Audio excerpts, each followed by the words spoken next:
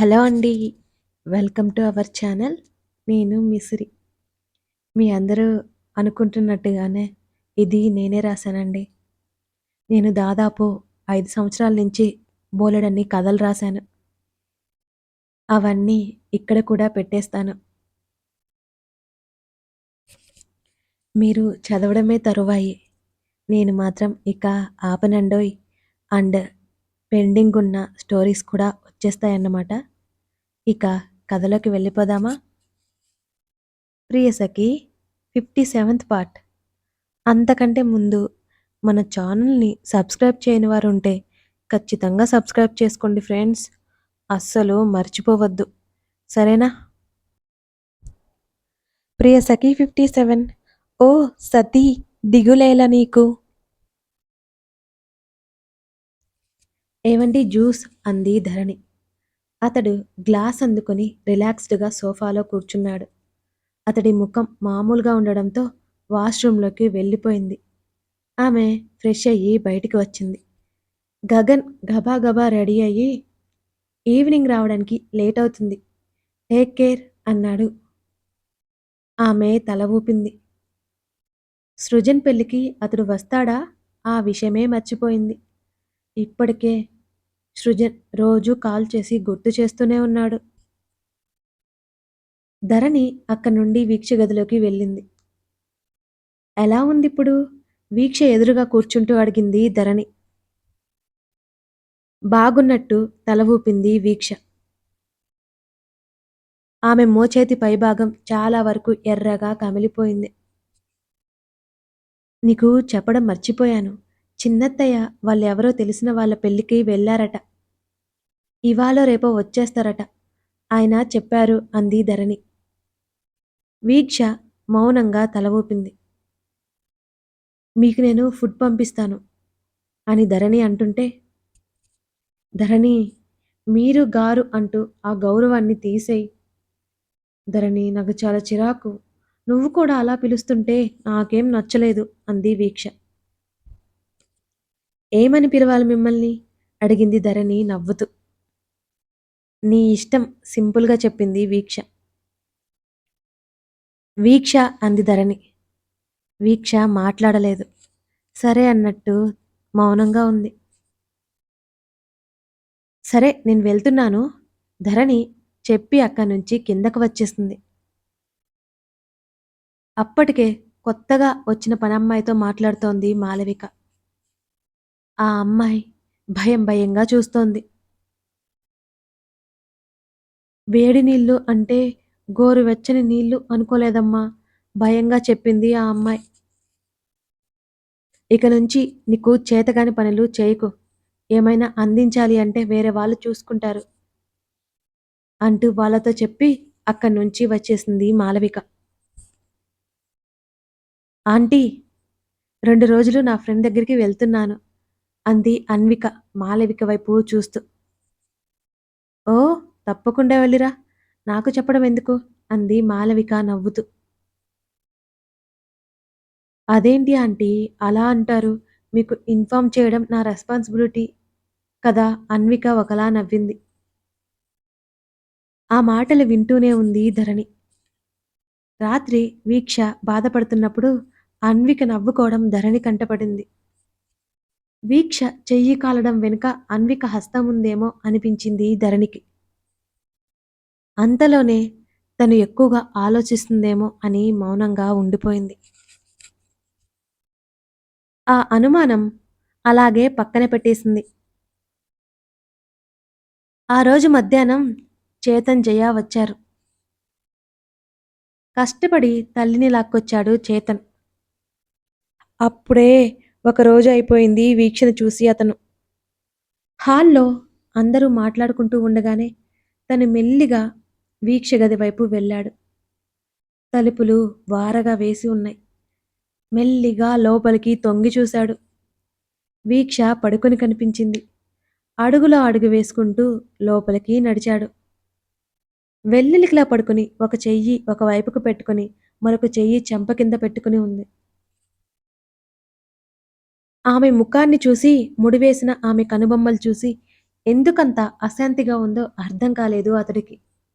అప్రయత్నంగా ఆమె చేతి మీద అతడి చూపు పడింది. గబుక్కున ఆమె దగ్గరికి చేరాడు. వీక్ష చేతి మీద చర్మమంతా కమిలిపోయి కనిపించింది. వీక్ష మధ్యాహ్నం సమయంలో నిద్రపోవడం జరగని పని. ఎప్పుడూ యాక్టివ్‌గానే ఉంటుంది. అలాంటిది ఇప్పుడిలా ఉండడం కారణమేంటో అర్థమైంది చేతన్‌కి. ఆమె చేతి మీద మెల్లిగా తడిమాడు. అతడి మనసంతా బాధగా మారిపోయింది. వీక్షకి మెలకువ వచ్చింది. కళ్ళు తెరవగానే చేతన్ కనిపించాడు. కానీ చేతన్ వీక్ష చేతి వైపే చూస్తున్నాడు. అతడేం చేస్తున్నాడో అర్థమవ్వలేదు. అతడేం చేస్తాడో తెలుసుకోవడానికి కళ్ళు మూసుకుంది. ఆమె చేతి మీద మెల్లిగా గాలి ఊదాడు. రాకాసి, ఇంత గాయం చేసుకున్నావేంటి?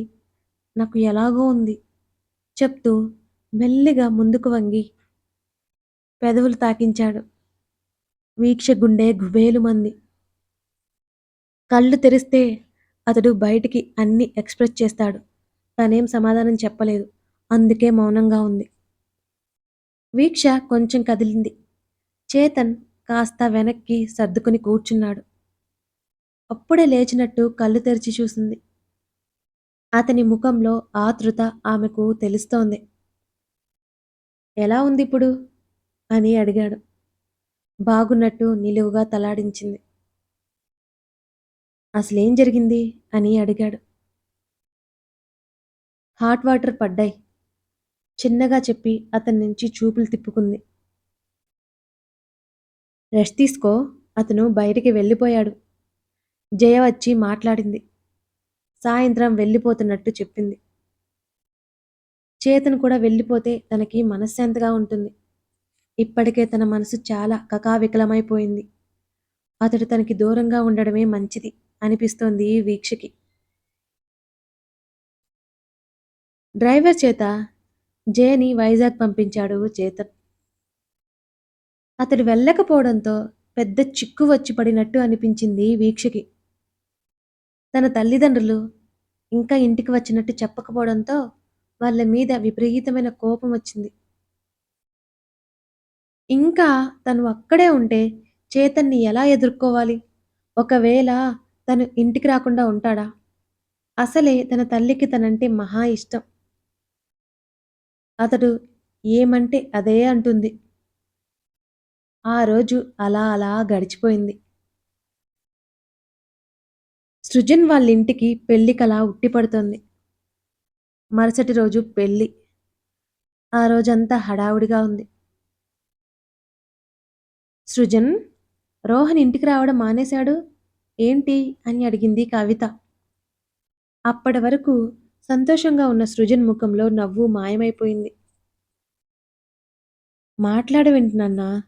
పెద్దమ్మ, రోహన్, పెదనాన్న ఎందుకు రాలేదు? నన్ను వెళ్ళనివ్వకుండా నువ్వే పిలిచి వస్తాను అన్నావు అంది కవిత. అమ్మా! నీతో ఒక విషయం చెప్పాలి. ఇలా రా. తల్లిని బెడ్ మీద కూర్చోబెట్టి కింద కూర్చున్నాడు సృజన్. ఏంటది? అయోమయంగా చూసింది కవిత. మమ్మీ! ఇప్పుడు నేను చెప్పే విషయం విని కంగారు పడకు. రోహన్‌కి శ్రేష్ఠ అంటే ఇష్టం. శ్రేష్ఠని ఇష్టపడ్డాడట. ఆ విషయం మీద నా మీద కోపంగా ఉన్నాడు. నా మీద గొడవాడాడు. వాడు రాడు. తల్లికి సగం నిజం చెప్పి మిగతా సగం దాచిపెట్టాడు సృజన్. ఆమె ఆశ్చర్యంగా చూసింది. వాడికి ఇదేం పోయే కాలం? అంత బుద్ధిమంతుల్లా ఉంటాడు. లోపల ఎన్ని ఉన్నాయా? అయినా తమ్ముడికి కాబోయే భార్య గురించి అలా ఎలా అనుకుంటాడు వెధవ? అంది కాస్త కోపంగా. చూద్దామమ్మా! వస్తారో రారో. నువ్వు వాళ్ళ గురించి పట్టించుకోవద్దు. ఆలోచించకసలు. తల్లికి సర్ది చెప్పాడు సృజన్. అలా అయితే రోహన్ రాకపోతేనే మంచిది అంది కవిత కాస్త కంగారుగా. అమ్మా! నువ్వు పనులు చూసుకో. వాటి గురించి ఎక్కువ ఆలోచించకు తల్లితో చెప్పాడు సృజన్. రోహన్ వల్ల శ్రేష్ఠకి ఎటువంటి ఇబ్బంది కలుగుతుందో అని అతనికి చాలా భయంగా ఉంది. నిజానికి వాళ్ళనసలు పెళ్లికి పిలవలేదు సృజన్. సెక్యూరిటీ కూడా ఏర్పాటు చేశాడు. శ్రేష్ఠతో మాట్లాడాలి అనిపించి కాల్ చేశాడు. శ్రేష్ఠ, సృజన్ గొంతు మధురంగా ఉంది. "హ్మ్. చెప్పు" అంది. "ఏం చేస్తున్నావు?" అని అడిగాడు సృజన్. "నిజం చెప్పనా?" అని అడిగింది నవ్వుతూ. చెప్పు." "నీ గురించే ఆలోచిస్తున్నాను సృజన్" అంటున్న శ్రేష్ఠ గొంతులో బిడియం స్పష్టంగా తెలుస్తోంది. "అవునా? ఏం ఆలోచిస్తున్నావు?" అల్లరిగా అడిగాడు సృజన్. "ఏమీ లేదులే." "పర్వాలేదు చెప్పు." "చెప్పానా ఏమీ లేదని?" "ఏమీ లేకుండా కూడా ఆలోచించవచ్చును అని నువ్వు చెప్పే వరకు నాకు తెలియదు" అన్నాడు సృజన్ వెటకారంగా. "అబ్బా! అది కాదు. నాకు ఎలాగో ఉంది సృజన్. రేపు రాత్రికి ముహూర్తం. అసలు పెళ్ళంటే నాలో కలిగే ఫీలింగ్ మాటల్లో చెప్పలేను. అసలు ఏమవుతుందో తెలియట్లేదు. గుండె ఎంత ఫాస్ట్‌గా కొట్టుకుంటుందో తెలుసా?" అంటూ లోగొంతుకతో చెప్తుంటే ఆమె మాటలు మౌనంగా వింటున్నాడు సృజన్ సన్నటి చిరునవ్వుతో. ఆమె లోపల ఉన్న భయాలకి భయాలను, బిడియాలను తొలగించే ప్రయత్నం చేస్తూ మాట్లాడాడు. వారి సంభాషణ అర్ధరాత్రి వరకు కొనసాగుతూనే ఉంది. ఎన్నో అతని చిలిపి మాటలు, ఆమె సిగ్గుల మొగ్గల సమాధానాలు. వారిద్దరూ ఎంత సంతోషంగా ఉన్నారో వాళ్ళని చూస్తే ఎవరికైనా అర్థమైపోతుంది. "ఇంకా ఇంటికి రాలేదేంటి మీరు? ఎక్కడున్నారు?" గగన్ ఫోన్ లిఫ్ట్ చేయగానే అడిగింది ధరణి. "నాకు లేట్ అవుతుంది" అన్నాడు గగన్. "ఎందుకని? నిజం చెప్పమంటావా? అబద్ధం చెప్పమంటావా?" అని అడిగాడు గగన్. "మీరెప్పుడూ నిజాలే కదా చెప్పేది" నిష్ఠూరంగా అంది ధరణి. "చిన్న పార్టీ" అన్నాడు గగన్. "పార్టీనా? ఎందుకు?" "రాజా, అదే రాజేష్ గాడి బర్త్‌డే. చిన్న పిల్లాడిలా కేక్ కట్ చేస్తున్నాడు వీడు." గగన్ మాటలకు ధరణి నవ్వింది. "అరేయ్! చిన్న పిల్లలా కేక్ కట్ చేయకుంటారా? ప్రపంచంలో ప్రతి ఒక్కరూ బర్త్‌డే ఇలాగే జరుపుకుంటారు. ఒక్క నువ్వు తప్ప." రాజేష్ పక్క నుంచి పళ్ళు నూరుతూ అన్నాడు. "కానివ్వు, నువ్వు నీ పిచ్చి" అన్నాడు గగన్. గగన్ ఎంత సరదాగా ఉండడంతో ధరణికి కూడా సంతోషంగా అనిపించింది. తన వల్ల ఈ మధ్య అతడు నవ్విందే లేదు. స్నేహితులతో అయినా ఉంటే కాస్త సరదాగా ఉంటాడు అనుకుని, "సరే, జాగ్రత్తగా ఇంటికి రండి" అని చెప్పింది అదే చిరునవ్వుతో. "ఇవాల్లోపు వచ్చేస్తాను. టేక్ కేర్" అన్నాడు గగన్. "హ్మ్. సరే" అని బదులిచ్చింది ధరణి. "సిస్టర్, మా వాడు డ్రింక్ చేయడానికి పర్మిషన్ ఇవ్వండి" పక్క నుంచి ఎవరో అడుగుతున్నారు. "మీ గురించి తెలిసే మాట్లాడుతున్నారా వాళ్ళు? మీకు నేను పర్మిషన్ ఇవ్వడం ఎప్పటికి జరగాలిది?" అని ధరణి నిట్టూర్చింది. "దూరంగా ఉండి మాటలు బాగానే మాట్లాడతావ్" అన్నాడు గగన్. "నిజమే చెప్తున్నాను నేను" అంది ధరణి వెంటనే. "ఆహా! నేను వచ్చాక కూడా ఇదే చెప్పు" అన్నాడు గగన్. "సరే చెప్తాను" ముసిముసిగా నవ్వింది ధరణి. ఆమె నవ్వు అతడికి వెన్నెల జల్లులా అనిపించింది. అతను మరోసారి జాగ్రత్తలు చెప్పి కాల్ కట్ చేశాడు. ధరణి కాల్ కట్ చేసింది.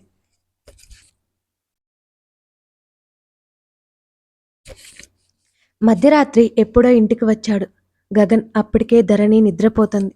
గదిలో లైట్ కూడా తీయకుండానే నిద్రపోతోంది ధరణి. చప్పుడు చేయకుండా బాత్రూంలోకి వెళ్ళి స్నానం చేసి వచ్చాడు. ఫస్ట్ ఎయిడ్ బాక్స్ ఎక్కడుందో వెతికి దాన్ని తీసుకొచ్చుకొని సోఫాలో కూర్చున్నాడు. మొదటిసారి అతడికి ధరణిని చూస్తే భయం కలిగింది. ఆమె నిద్రకి ఏమాత్రం భంగం కలగకుండా దెబ్బ దగ్గరైన గాయానికి ఆయింట్‌మెంట్ అప్లై చేసుకుని కట్టుకోవడానికి ప్రయత్నం చేస్తున్నాడు. గదిలో ఎవరో ఉన్నట్టు అనిపించడంతో మెల్లిగా కళ్ళు తెరిచి చూసింది ధరణి. ఎదురుగా గోడ గడియారంలో సమయం 12 గంటలు దాటి కనిపించింది. గగన్ ఇంకా రాలేదనుకుంటూ కళ్ళు తిప్పి చూసిన ధరణికి సోఫాలో కూర్చుని కనిపించాడు. అతడు వచ్చాడు అని ఆమె పెదవుల మీద చిరునవ్వు మాయమై అతను చేస్తున్న పనికి ఆమె ముఖం మ్లానమైంది. గబుక్కున బెడ్ దిగి అతడి దగ్గరికి పరిగెత్తి నడిచింది. ఏమైందండి? ఆమె గొంతుకి ఉలిక్కి పడ్డట్టు చూశాడు అతను. ఇప్పుడు ఆమె ప్రశ్నలకు సమాధానం చెప్పాలంటే విసుగు అతనికి. చిన్న యాక్సిడెంట్. అతడు కట్టుకోవడానికి ప్రయత్నం చేస్తుంటే అది చేతులోకి తీసుకుని తనే కట్టింది. కళ్ళ నిండా నీళ్లు పెట్టుకుంది ఆ గాయాన్ని చూసి. Oh my God! ఇంత చిన్న విషయానికి ఏడ్చి చిరాకు తెప్పించకు. అతడు విసుగ్గా అన్నా ఆమె పట్టించుకోలేదు. తల వంచుకుని ముక్కు అదురుతుండగా ఏడుపు బిగబట్టుకుని కూర్చుంది. ధరణి! అసహనం, కోపం కలగలిపి చిరాగ్గా ఉంది అతని గొంతు. ఇంకా ఎక్కడైనా దెబ్బలు తగిలాయా? కళ్ళు ఎత్తి అతని వైపు చూసింది. కనుబొమ్మలు ముడివేసి లేదు అన్నట్టుగా చాలా సన్నగా తల ఊపాడు. యాక్సిడెంట్ జరిగితే ఇలా ఎందుకవుతుంది గాయం? అనుమానంగా చూసింది అతడి వైపు. నీ సిఐడి క్వశ్చన్స్కి ఆన్సర్ చెప్పే ఓపిక నాకు లేదు. అది నన్ను అడిగితే ఎలా తెలుస్తుంది? విసుగ్గా చెప్తూ లేచి బెడ్ వైపుకు నడిచాడు. మీకసలు జాగ్రత్త లేదు, ఆమె ఉక్రోషంగా అంది. అతడు పట్టించుకొనట్టే ఉన్నాడు. నిజంగా ఇది యాక్సిడెంట్ అవునా? ఒకవైపు తిరిగి పడుకున్న అతన్నే చూస్తూ అనుమానంగా అడిగింది. అతడేం మాట్లాడలేదు. నిర్లక్ష్యంగా చూశాడు ఆమె వైపు. ధరణికి ఎందుకో చాలా భయం కలిగింది. తన మీద కోపంతో రోహన్ గగన్ని ఏమైనా చేయడానికి ప్రయత్నించాడేమో అని భయపడిపోతోంది. మిమ్మల్ని అడుగుతున్నాను, చెప్పండి. అతని చెంప మీద చెయ్యి వేసి తన వైపుకు తిప్పుకుంటూ అడిగింది. షడప్! అతడు గట్టిగా అరవగానే ఉలిక్కిపడి చేతిని వెనక్కి తీసుకుంది. అడిగిందే పదే పదే అడిగి విసుగు తెప్పిస్తావెందుకు? ఒకసారి చెప్తే అర్థం కాదా నీకు? ఆగ్రహంగా ఉంది అతడి ముఖం. ఉప్పొంగి వస్తున్న దుఃఖాన్ని ఆపుకుంటూ చూసింది. మెల్లిగా అతని నుంచి దూరం జరిగి లేచి నిలబడింది. బెడ్ చివరన పడుకుని కళ్ళు మూసుకొని అటువైపుకు తిరిగాడతను. మరోవైపుకు వచ్చి పడుకుంది ధరణి. అతడి భుజానికైన గాయం కనిపిస్తూనే ఉంది తనకి. అతడు అరవడం, విసుక్కోవడం ఎప్పుడూ లేకపోవడంతో ఏడుపొచ్చేస్తోంది. బాధ కలిగితే లోపల దాచుకోలేని స్వభావం తనది. నోటికి చెయ్యడ్డు పెట్టుకుని సన్నగా ఏడుస్తోంది. తప్పంతా తనదే. ఆయన చెప్తున్నా తను వింటేగా. కోపం తెప్పించింది. అసలే ఉదయం ఎప్పుడో వెళ్లారు. ఎంతో భారంగా గాయంతో ఇంటికి వస్తే ప్రశ్నలు అడిగి విసిగించింది. అరవకుండా ఎలా ఉంటారు? ధరణి తనకి తానే సర్ది చెప్పుకుంటూ అతని మీద ఏమాత్రం కోపం తెచ్చుకోకుండా దుఃఖాన్ని ఆపుకునే ప్రయత్నం చేస్తోంది. ఆమె ఏడుపు వినిపిస్తూనే ఉంది అతడికి. ముందు ఆ ఏడుపాపు, పడుకోనివ్వవా? విసుగ్గా అన్నాడు. అతడికి నచ్చనిది ఒక్కటి, ఆమె ఏడుపు. నోటికి చెయ్యి అడ్డు పెట్టుకుని ఏడుపుని ఆపుకునే ప్రయత్నం చేసింది. అతడికంత కోపం ఎందుకు వస్తుందో తనకేం అర్థం కావడం లేదు. చాలాసేపటి వరకు నిద్ర పట్టలేదు. ఎప్పటికో నిద్రలోకి జారుకుంది. పెయిన్ కిల్లర్ వేసుకోవడం వల్ల గగన్ త్వరగానే పడుకున్నాడు. నైట్ ఎక్కువసేపు మేలుకోవడం వల్ల కాస్త ఆలస్యంగానే మెలకువ వచ్చింది ధరణికి. పక్కన గగన్ కనిపించలేదు. గంట కొట్టినట్టు అదే సమయానికి ఎలా నిద్రలేస్తాడో ఆమెకి అర్థం కాదు. బాల్కనీ తలుపులు తెరిచి ఉన్నాయి. తలుపు దగ్గరగా వెళ్లి చూస్తే అక్కడ కూర్చుని కనిపించాడు. అతని దగ్గరికి వెళ్ళబోయేదల్లా ఆగిపోయింది. రాత్రి అతని కోపం గుర్తొచ్చి వెనకడుగు వేసింది. జుట్టు ముడివేసుకుంటూ అద్దంలో ముఖం చూసుకుంది. రాత్రి ఎక్కువగా ఏడవడం వల్ల కళ్ళు కాస్త ఉబ్బి ఉన్నాయి.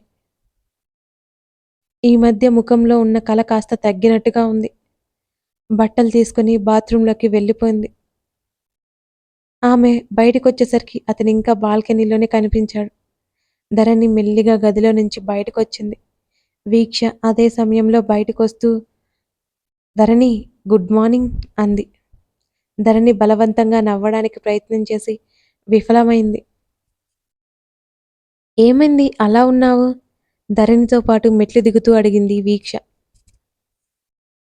నీ చెయ్యి ఎలా ఉంది? మాట మారుస్తూ అడిగింది ధరణి. బెటర్, నేను అడిగిన దానికి సమాధానం చెప్పలేదు నువ్వు. వీక్ష మళ్ళీ గుర్తు చేసింది.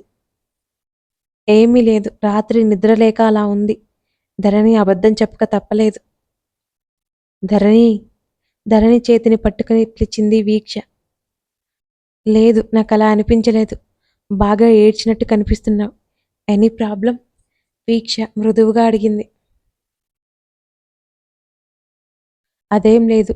రాత్రి ఆయన ఆలస్యంగా వచ్చారు. మధ్యలో మెలకువ వచ్చి నాకు నిద్ర పట్టలేదు. అందుకే ముఖం అలా ఉంది. ధరణి నవ్వుతూ బలవంతంగా చెప్పింది. నాకెందుకో నువ్వు చెప్పేది నమ్మాలి అనిపించడం లేదు. కానీ నువ్వు చెబుతున్నావు కాబట్టి నమ్ముతున్నాను అంది వీక్ష ధరణి వైపు కళ్ళు చిన్నవి చేసి చూస్తూ. ధరణి నవ్వింది. వీక్ష కూడా నవ్వింది. గుడ్ అంది వీక్ష. ఇంత త్వరగా లేవడం వింతగా ఉంది నువ్వు, ధరణి నవ్వుతూ అంది. నిన్నంతా నిద్రపోయాను కదా, నిద్ర రావడం లేదు. ఉదయాన్నే మెలకువ వచ్చింది, వీక్ష చెప్పింది నవ్వుతూ. నవ్వుతూ వస్తున్న ధరణిని వీక్షని హాల్లో ఎదురుగా సోఫాలో కూర్చొని గడ్డం కింద చేతులు పెట్టుకొని మరీ చూస్తున్నాడు చేతన్. ఎదురుగా చేతన్ కనిపించడంతో ఉలిక్కిపడ్డట్టు నవ్వడం ఆపేసింది వీక్ష. వీక్ష సడన్గా ఎందుకలా బిగుసుకుపోయిందో అర్థం కాలేదు ధరణికి. గుడ్ మార్నింగ్ వదినా, నవ్వుతూ పలకరించాడు చేతన్. గుడ్ మార్నింగ్, ధరణి చిరునవ్వుతో బదిలిచ్చింది. వీక్ష ముఖం తిప్పుకొని సోఫాలో మరోవైపు కూర్చుని మ్యాగజైన్ చేతిలోకి తీసుకుంది. మీకు కూడా కాఫీ ఇవ్వనా? ధరణి అడిగింది. వదినా, నన్ను మీరు గారు అనడం ఏమీ బాగోలేదు. చేతన్ అని పిలవండి, అలకగా ముఖం మార్చేశాడు చేతన్. అలాగే చేతన్, ధరణి అనగా చేతన్ నవ్వేశాడు.